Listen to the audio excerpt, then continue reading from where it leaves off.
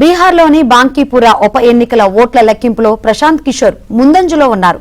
మధ్యప్రదేశ్లోని దతియా, గుజరాత్లోని మంజల్పూర్ స్థానాల ఉప ఎన్నికల ఓట్ల లెక్కింపు కొనసాగుతోంది.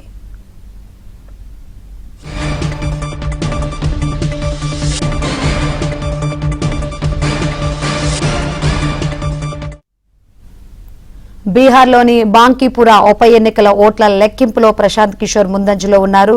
ఇక మధ్యప్రదేశ్లోని దతియా, గుజరాత్లోని మంజల్పూర్ స్థానాల ఉప ఎన్నికల ఓట్ల లెక్కింపు కొనసాగుతుంది.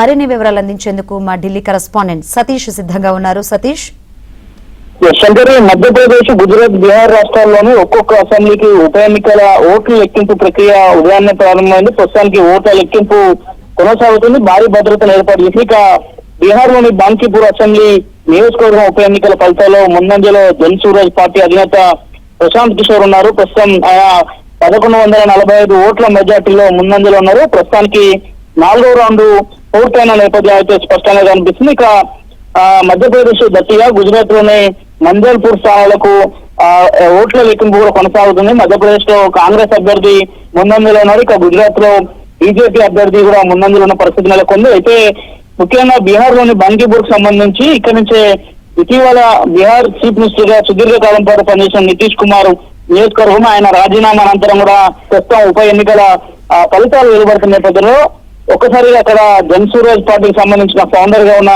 ప్రశాంత్ కిషోర్ ఈ ఎన్నికల్లో కొంత ముందంజలో కనిపిస్తున్నాడు. ఒకవేళ ప్రశాంత్ కిషోర్ యొక్క ఈ ఎన్నికల్లో విజయం సాధిస్తే మాత్రం మొట్టమొదటిసారి ఆయన బీహార్ అసెంబ్లీలో అడుగుపెట్టే అవకాశాలు చాలా స్పష్టంగా ఉన్నాయి. కొంత ఉత్కంఠత అయితే నెలకొందని చెప్పాల్సి ఉంటుంది. ప్రస్తుతానికి 4వ రౌండ్ పూర్తయిన నేపథ్యంలో ప్రస్తుతం 1145 ఓట్ల మెజార్టీతో మాత్రం ఆయన ముందస్తులో కనిపిస్తున్నట్టు పరిస్థితి నెలకొంది. మరి కాసేపట్లో దీనిపైన పూర్తిగా ఒక క్లారిటీ వచ్చే అవకాశాలు చాలా స్పష్టంగా కనిపిస్తున్నాయి.